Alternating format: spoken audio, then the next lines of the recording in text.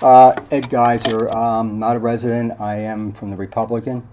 And I want to kid you not, I have nothing to do with the legal side of anything, only the delivery side. I just want to give a background very quickly, is that we've been delivering the extra here for over 20 years.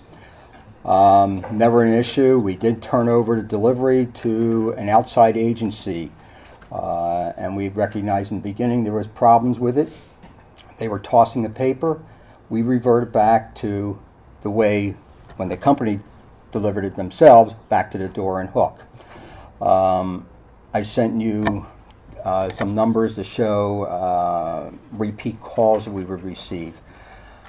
We were not happy with the repeat calls. Well, let me go back. Starting in February, we went back to the door hook. The numbers are still too high. We recognized the problem. The main problem was repeat phone calls, where somebody would say, I want to stop the paper. They have to call back. They have to call back. We put another process in. As a result, you'll see by the numbers that I had sent that April, the numbers dropped down drastically. We're now at the point where we get more repeat calls on people who missed the paper versus not, that had wanted to stop it. And I just wanted to say that our commitment is to deliver the paper properly. And to the people who want it, we do have the opt-out program. We do have like I said, ACI has a system put in place that we work together to put in place to not deliver to people who have requested. Is a delivery system perfect? Never is. When you're delivering 7,500, it's not going to be perfect. We went from approximately 8,300 down to 7,500. So there's been 700 to 800 people who opted out. The numbers I had given you are repeat calls of people, and as you can see, it's dropped drastically. So we're doing everything we can. Our goal is perfection, but I've been in the newspaper industry for 30-some years, and we love perfection. That's what we strive towards, but it's not going to be perfect. So. I think I was the lone person in the ordinance committee that didn't support this ordinance, although it's listed in the record as an abstention. I think that I abstained from the amendments because I knew that I was opposed at that point to the ordinance. So I don't know if that has to be corrected, but. With all due respect to the proponents of the ordinance, to Councilors Plassman and all the work that Councilor Narkewicz did on this, and to the enormous amount of community outrage around the delivery of the purple bag, I had a number of concerns. One was I'm not comfortable with an ordinance that's so narrowly tailored to one particular publication, although it does not say that this is particularly doing with the purple bag. We all know it is, and we all know we raise it up. But we've written it in such a way that it excludes those publications that we're okay about, that we're not getting complaints about. For example, the phone book, that people might get once a year in a big yellow bag, but may or may not want. And of course, there's the problem of junk mail that people always have problems with. But there were a number of things. I actually read the last purple publication that I had, because we had heard a lot of remarks about it being entirely commercial speech, with coupons and advertisements. But it was a really long, two-part travel essay on going to Oaxaca. And I found it really interesting and thought, I've never been to Oaxaca, Mexico, and I'm sure that many people did read it. So I think that there's, it may be a little bit more complicated than saying that it is strictly commercial speech.